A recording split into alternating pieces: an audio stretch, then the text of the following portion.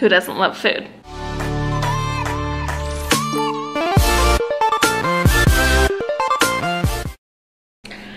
Hi friends, and welcome to my YouTube channel. Welcome back if you guys are not new. If you are, what's up guys? This is going to be a video that is going to relate to me, but also be able to help you guys out. So I am prepping right now for my second NPC bikini competition, and one thing I've just gotten so many questions on is like, what are your starting macronutrients and how many calories are you eating? And one thing I really want to explain to you guys is last prep season, I started off on maybe a 1,600 calorie cut, whereas this year I started off on about a 2,100 calorie cut. So how did I get there? The one thing that I really want to explain to you guys in this video is metabolism. So basically, metabolism is the chemical reactions that occur in your body that break down food, and a lot of people always talk about a damaged metabolism or like a really slow or fast metabolism or whatever it is. And the thing is, guys, you can't really have a damaged metabolism. We just wouldn't simply live if we didn't have one. So what really happens is your body adapts to eating a smaller amount of food. People really just eat less food, and their metabolism has adapted to eating less food. So how did I get to basically where I am? Well, first of all, what we do need to talk about is what makes up metabolism. So there are 4 things that make up your metabolism, which make up your total daily energy expenditure. The first one's gonna be your resting basal metabolic rate. So this is basically just, let's say you decide to lay in bed all day and you do absolutely nothing besides breathe. This is going to be basically how many calories that your body burns just sitting there. So the second one that we have is your NEAT, which is your non-exercise activity thermogenesis, which basically is how active you are throughout the day, whether you decide to take the stairs instead of the elevator, if you're just walking down the street, and that's gonna pertain to like if you work a desk job or like a warehouse job. It's something like that, where how much you're burning just walking throughout your day. And then the third thing that we have is your physical activity. So that is basically gonna be exercise. So if you are lifting weights in the gym, if you are going for a run, any of that. And then the last one that we have is your thermic effect of food or thermic effect of eating, which basically is going to be when you eat, the digestion that happens and how many calories are burned through digesting. So that's gonna depend on if foods are made up of protein, carbs, and fats, which proteins tend to burn the most when they are digesting. So those are the 4 things that make up your metabolism.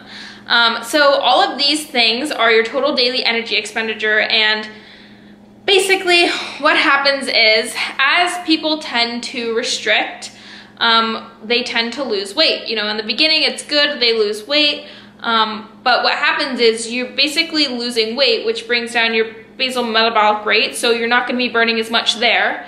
You're also not eating as much, so your thermic effect of food is also decreased. And then a lot of people just want to keep cutting and cutting and cutting back from that. But your metabolism is adapted already to such a small amount of food that obviously if you want to bring it back up, you're going to have to do something different rather than just keep restricting it and adapting it to less food. And let's be real, who doesn't love food? I mean, if you can eat pancakes and still stay lean, that's awesome. So basically what happened to me was last year, I didn't have as much muscle on my body.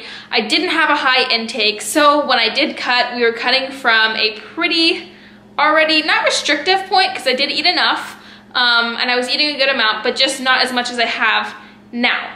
So what are some things that you can do to increase your metabolism? So what you can do is, first thing you want to focus on is just taking a break. So maybe take a deload week in the gym, take a week off from the gym, just kind of reset everything in your body and take a solid rest. Then what you really want to do is focus on first your aspect of training. So two really big things are going to come in handy here, your training and your nutrition. Personally for me, I worked with a coach all year and he really helped me. I'll put his Instagram name here. His name's Nick Comedina. He's amazing. He's an awesome prep coach, an awesome lifestyle coach. And he is the reason that I started my own coaching business too, to help people as well. So I went ahead and worked with him, and what we did was we set up a plan for me in the gym that was basically hypertrophy and max strength style training. So doing supersets in the gym, exercises back to back, 3 to 5 sets of 12 to 15 reps, and then focusing on some max strength lifts, doing maybe 5 sets of 3 to 5 reps and really loading on the weight. But if you're just starting off, I would definitely recommend just doing hypertrophy style training. So that's gonna be doing supersets of things like, you wanna be focusing on big muscle groups too. So doing things like lat pull downs, hamstring curls, squats, deadlifts. All of these things are gonna work major muscles in your body, like your leg muscles and your lat, which is your back. And those are some of the biggest muscles in your body. So as you're putting on more muscle mass, obviously your body is going to demand more food. It's gonna be burning more just throughout the day, because for every pound of muscle that you gain, guys, you earn just 50 extra calories at rest, like just chilling in bed. So that's amazing if you ask me. So who wouldn't wanna put on some muscle mass? And then as far as it goes with hypertrophy style training, you might wanna add in some things like tempo, time under tension. So say you're doing a barbell thruster, holding at the top for 3 seconds and then lowering it down slowly and doing the same thing again, really working your muscle fibers. So those are my tips as far as training goes. And when it does come to your intake, so if you're working out, let's say more than 4 times a week, I personally track my macros. So I would increase by maybe, we mainly focused on my carb intake, keeping protein a little bit above body weight if you're trying to put on muscle mass. I'd say 1 to 1.2 grams per pound of body weight. And then fat's really gonna depend on, and your carbs really gonna depend on how your body does react. But I do encourage increasing about 100 to 200 calories every 2 weeks, just depending on how your body is responding.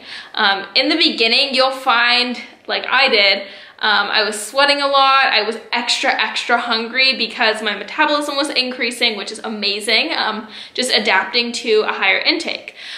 So this prep, I started off on 300 grams of carbs, 65 grams of fat, and 140 grams of protein. And then on my rest days, my macros were a little bit different. They were lower, but I can't really remember what they were. I had higher fat and lower carb. And so yeah, now I am obviously a little bit lower than that, but I'm still getting leaner on about 2,000 calories. So I will put what my check-ins look like in the beginning of prep to kind of what I look like now. Just goes to show you guys that if you increase your intake over time and focus on putting on lean muscle mass and don't restrict, that you can get to an intake and still be lean, and you can still lean out on a good amount of calories after that. After you build up and bulk up and put that muscle mass on, when you eventually cut, it's not gonna suck as bad as it would have when you were restricting, right? So that is my video for today, guys. My prep is going amazing. I'm going to do a day in the life for you guys next. But I hope that you guys enjoyed this video. If you did, make sure you like it, give it that thumbs up, subscribe, because you don't want to miss another video with me again. Have an awesome day, guys. Comments are appreciated, suggestions are appreciated. Till next time.